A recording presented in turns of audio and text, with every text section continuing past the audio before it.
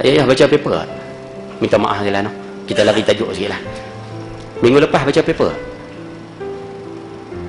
Metro. Kami metro tak kerja Ustaz. Mi harakah. Okey. Macam metro je lah. Laporan daripada surat khabar metro tersebut mengeluarkan laporan daripada NASA. NASA buat kajian, minggu lepas keluar berita ni, kita tengok dalam internet bahasa Inggeris pada silat. NASA mengatakan dunia kita sekarang berpusing 26 batu sebulan. Dunia kita hari ni, bumi kita hari ni berpusing dalam tempoh yang agak laju berbanding biasa. 26 batu sebulan. Dan NASA mengatakan berdasarkan kajian pusingan tersebut, kemungkinan, benda mungkin ni lah, boleh jadi betul, boleh jadi tak betul. Dia kata kemungkinan tahun 2015, tahun depan, matahari akan naik daripada sebelah barat. Dan mereka mengatakan tu fenomena alam.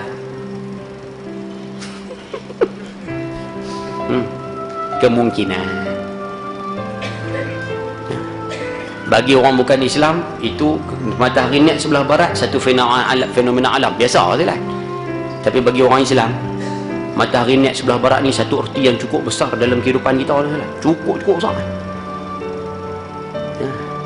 Kalau kata tak naik, gagah lah. Naik tu depan, jahanam kita. Tadi saya dapat satu mesej daripada sahabat kita sajalah, mengaji di Yaman, di Hadramaut Yaman. Dia mengatakan Habib Omar, Habib Omar membacakan khutbah. Dalam khutbah dia berpesan supaya umat Islam hari ini baca cepat-cepat ayat pertama sampai ayat 10 surah Kahfi, ayat 100 sampai ayat 110 surah Kahfi. 10 yang awal, 10 yang akhir. Apa sebab? Kerana dia mengatakan kedatangan Dajjal hampir sangat-sangat dah ni. Dajjal ni hampir sangat-sangat dah ni.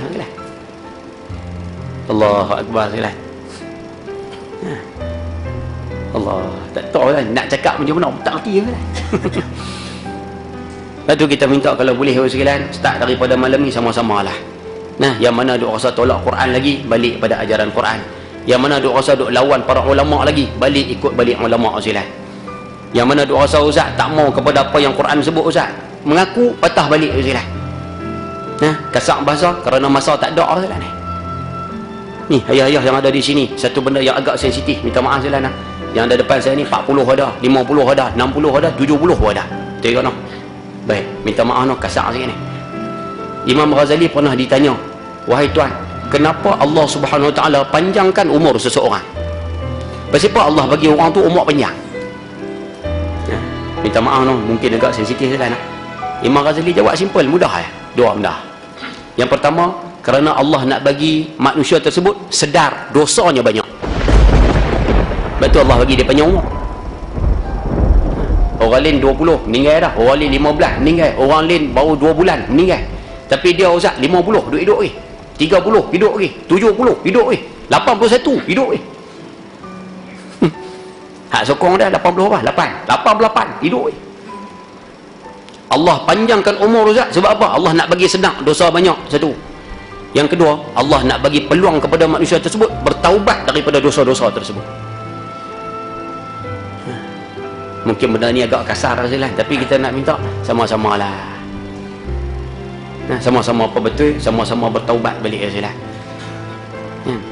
Kalau jadi time tu, kalau kasar-kasar bahasa, naik sungguh matahari sebelah barat, bahasa mudah kita sebut, makan tak habis kita sajalah. Kerana orang yang matahari naik sebelah barat tu Ustaz, pintu taubat tutup. Orang yang tak bertaubat pada Allah, lepas matahari naik baru nak bertaubat, pintu tu tutup. Satu. Yang kedua, orang yang bertaubat kepada Allah Subhanahu Wa Taala tapi taubatnya belum lagi diterima, bila matahari naik sebelah barat, pintu taubat untuknya pun telah ditutup. Yang kita takut, kita doa nombor 2. Kita bertaubat sajalah, tapi masalah dia taubat tidak ada tanda. Kita pun tak tahu taubat kita diterima ataupun tidak. Cuma kita boleh husnuzan, baik sangka. Kita minta ampun pada Allah, pada masa yang sama benda haram sapu. Kita minta ampun pada Allah, mulut kita cakap benda haram ya. Kita minta ampun pada Allah Ustaz, kita buat benda-benda yang Tuhan murka. Akhirnya kita pun tak tahu taubat yang kita minta tu Ustaz, Tuhan terima ataupun tidak, sebab tak ada tanda. Muhammad bin Munkadir waktu nak mati Ustaz, Allah minta maaf, waktu nak meninggal dunia, Dia teriak tepi kaki tu silan, sampai anak-anak dia tanya pada dia, seorang ulama besar, tabi'inul jalil, seorang tabi'in. Orang tanya pada anak dia, minta maaf, anak dia tanya pada dia, ayah, kenapa kamu menangis dengan begitu esak sekali ni? Pasal apa teruk sangat teriak ni? Dia mengatakan, aku takut selepas aku meninggal dunia sebentar lagi ni, sekali kalau aku mati lagi, malaikat datang bagi tahu pada aku, wahai Muhammad bin Munkadir, amalan yang kamu buat Tuhan tak terima walaupun satu. Terjemah bahasa mudah, amalan yang kamu buat atas dunia satu pun Tuhan tak terima. Satu. Yang kedua, dosa yang kamu minta ampun satu pun Tuhan tak terima. Dia kata, aku takut lagi lepas mati malaikat datang bagi tahu benda tu, ya aku cukup takut. Kalau sekarang masih sempat bertaubat, kalau dah mati tak dah lah. Wah, lepas tu kita minta yang mengaji malam ni cepat-cepat lah. Nah, cepat-cepat lah. Kalau kata tak naik tahun depan, alhamdulillah. Nah, mana dia akan naik nanti. Tapi kalau kata naik lah, kita pernah mengaji dulu lah, berkaitan dengan Dajjal. Bila dia datang atas muka bumi, dia akan buat tanah ni kering kontang. Itu setakat yang kita pernah jumpa. Dia akan buat tanah ni panas, dan dia akan offer air. Dan nampak gaya seolah-olah benda ni nak jadi sekarang ni. Lepas tu kita minta cepat-cepat lah. Nah, siapa yang ada anak balik kata-kata bilang sama pada anak tu di rumah.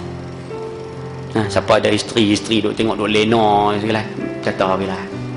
Ibu-ibu ada suami duk nampak ustaz duk ralik sangat ustaz, kata bilang segala. Nah, tu kita sebut sekarang bukan masa seronok dah segala. Boleh faham kot bahasa tu noh. Macam takut dia nampak gaya tu. Sungguh. Kita pun takut kan. Allahu akbar. Dulu seorang. Jadi tak fikir tentang orang lain. Bila ada isteri, fikir tentang isteri. Bila ada anak, duk fikir anak-anak. Bila tambah isteri, lagi fikir je lah. Iyalah. Contohlah kalau tambahlah. Baik. Boleh faham sekali no? Bahasa tu ambil pengajaran sama-sama insya-Allah. Baik. Balik fikirlah sama-sama. Baik, sambung balik cerita yang kita bincang tadi.